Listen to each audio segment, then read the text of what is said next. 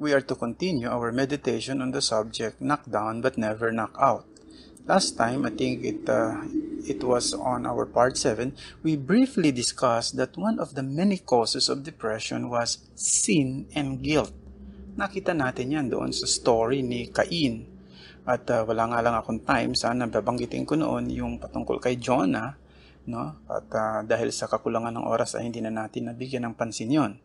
Pero dito kay Cain, nakita natin na imbis na kilalanin niya at pagsisihan ng kanyang kasalanan, binigyan siya ng Panginoong Diyos ng pagkakataong gawin yon, nag-gave way siya doon sa galit sa kanyang puso to the point of murdering his own brother Abel. At dahil doon, he was condemned by God, and sinabi niya mismo na yung kaparusa daw na tinanggap niya ay napakahirap, hindi sa sobrang bigat dalhin. No? Chapter 4 verses 13 to 14 ng Book of Genesis. So, his sin and his failure to deal with it caused him to despair of his life. And therefore, there is no way to avoid depression caused by sin than to deal it immediately and not to procrastinate or make a delay. Sa pagkakataong ito, gusto ko lang mag-share sa inyo ng ilang mga steps, na biblical steps, kung paano gagawin yan. So, una-una, if we are depressed because of our failure to deal with a particular sin, we must specifically identify and acknowledge the sins and failures that are at the root of our struggle. Doon sa Psalm 32, inilarawan ni David doon yung bunga nung kasalanan na hindi niya pinagsisihan o inamin kagad sa harapan ng Panginoon. No? Ito ay nakbunga ng matinding hirap sa kanyang physical na katawan, and then he finally acknowledged it to God. Chapter 32 verse 3 and 5 ng Psalm 32, mababasa natin ay ganito: When I kept silent about my sin, my body wasted away through all my groaning all day long. I acknowledge my sin to you, and my iniquity I did not hide. Therefore, whether that sin is a sin of commission, doing something forbidden, or sin of omission, not doing something that God commanded, we must identify it and acknowledge it before the presence of God. So, yun ang una. Pangalawa, we must be sure na naiintindihan natin yung kaseryosohan ng kasalanan. Alala nyo siguro yung nangyari kay David noong nakagawa siya ng kasalanan ng pakikiapid laban kay Batseba, at nauwi rin ito sa pagpatay sa asawa ni Batseba na si Uriah. Ipinadala ng Panginoong Diyos si Prophet Nathan para ipaunawa o tulungan si David na maintindihan ang kaseryosohan ng kanyang ginawang kasalanan. Matapos na maintindihan ito ni David, ay sumulat siya sa Psalm 51. Dito niya isinaysay ang pagsisisi niya at ang naramdaman niyang epekto sa buhay niya nung kasalanan kanyang ginawa. Sa Psalm 51 verse 4, sinabi niya doon, Against you, you only, I have sinned and done what is evil in your sight. Now, in most cases, hindi natin nakikita kagad yung kaseryosohan ng kasalanan na gawa natin.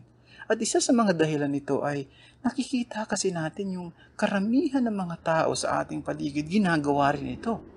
No? Para bang nagiging isang normal practice ito ng ating pong kapaligiran, ng ating lipunan, kaya hindi natin agad nararamdaman yung kaseryosohan ng kasalanan na gawa natin. Pero tandaan natin, ang kasalanan ay kasalanan, anumang klase ng kulay ito sa paningin ng tao. Pero sa paningin ng Diyos, ito ay kasalanan, karumal-dumal, at ito ay maaaring magbunga ng kaparusahan. So yun ang una. Ay pangalawa. Pangatlo, we must be sure that we understand what genuine repentance really is. Alam niyo, maganda itong Psalm 51, So, kung may pagkakataon kayo, balikan niyo ito at basahin. At dito, makikita natin kung papaano inilarawan sa atin ni David ang totoong katangian ng pagsisisi. Unang-una, sinasabi rito na ang totoong pagsisisi ay nagpapahayag o nagde-demonstrate ng pagpapakababa o pagkakaroon ng isang mababang espiritu sa harapan ng Diyos. Isang espiritong mababa at bagbag sa harapan ng Diyos. Verse 1 ng Psalms 51, "Maawa ka sa akin, Diyos, pawiin mo ang aking paglabag." Hindi lang yon, it is being willing to call sin as evil in God's sight. Verses 2 to 3, "Hugasan mo akong lubos sa aking kasamaan, sapagkat aking nalalaman ang mga pagsuway ko at ang aking kasalanan ay laging nasa harapan mo." Not only that, it is also being willing to take personal responsibility for it. Verse 4, "Laban sa iyo lamang ako nagkasala at nakagawa ng kasamaan."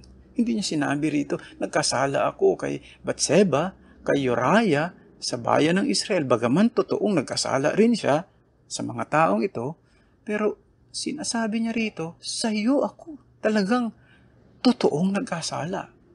Tayo po ay nagkakasala laban sa ating kapwa, sa magulang natin, sa kapatid natin, sa mga anak natin, no? Maaring sa mga kapatiran natin sa iglesia, but primarily sa Diyos tayo nagkakasala. Kapag meron tayong iniisip na hindi maganda sa ating mga kapatid, sa Diyos nagkakasala tayo. So, yun ang dapat nating tandaan lagi, no? Hindi lang yun, there must be a demonstration of a godly sorrow over our sin and desire genuine forgiveness. Sa verses 5 to 9 ng Psalm 51, mababasa natin, i-summarize ko lang. "Linisin mo ang aking isopo, hugasan mo ako upang maging maputi ng higit sa niyebe. Ibalik mo ang aking kagalakan." So yun ang makikita natin dito kay David. Pero hindi lang yun, meron pa siyang sinabi rito, no, sa verses 10 to 12, no. So ang sinasabi rito ay there must also be the desire for change. A kind of change that hates sin and loves godliness. Verses 10 to 12, "Lumalang ka sa akin ng isang malinis na puso. Alalayan ako na may espiritong nagnanais gawin ang iyong kalooban." So ito yung mga mahahalagang katangian ng isang totoong pagsisisi. No? Sa ikaapat na akbang, we must understand na yung batayan ng ating kapatawaran ay sa pamamagitan lamang ng biyaya ng Diyos na kay Kristo Jesus. Mahalaga ito dahil wala tayong anumang pwedeng ipagmalaki sa harapan ng Diyos, or there's nothing we can do to earn God's forgiveness. No? So there is no sin so great that it cannot be forgiven by our Heavenly Father, no? If it is on the basis of what Christ has done. Ephesians 1:7.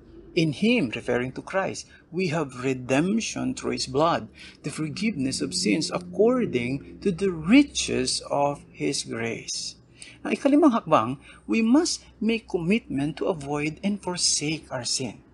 Tulad yan ng utos ng Panginoong Jesucristo doon sa isang babaeng nahuli, no, sa pakikiapid sa John chapter 8 verse 11. Sabi niya, "Go from now on and sin no more." So we must be committed to avoid and forsake sin.